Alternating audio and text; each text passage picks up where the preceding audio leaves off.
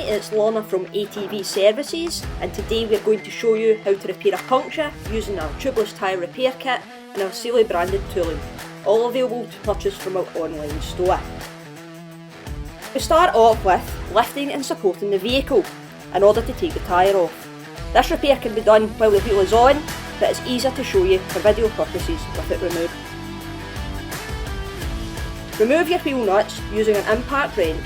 Today we are using our Sealy impact wrench, part number CP20VIW.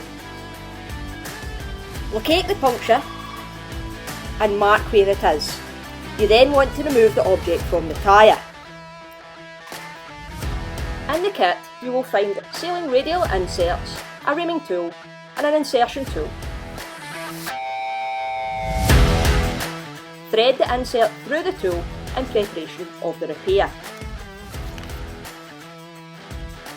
Using the reaming tool provided in the kit, enlarge the hole to the correct size. Insert the radial inserts into the hole and seal using the vulcanising sealing cement provided.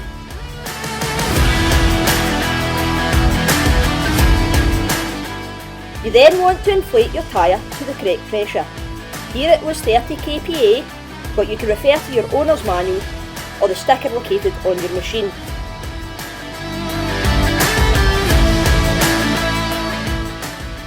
Use soapy water to check if any air leaks are present.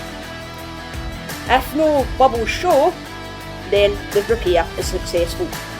Trim off any excess inserts, then put tyre on the bike. Torque the wheel to spec and remove the jack. We hope you found this video helpful today. All our products shown are available on our online store, www.atvservices.net. Thank you.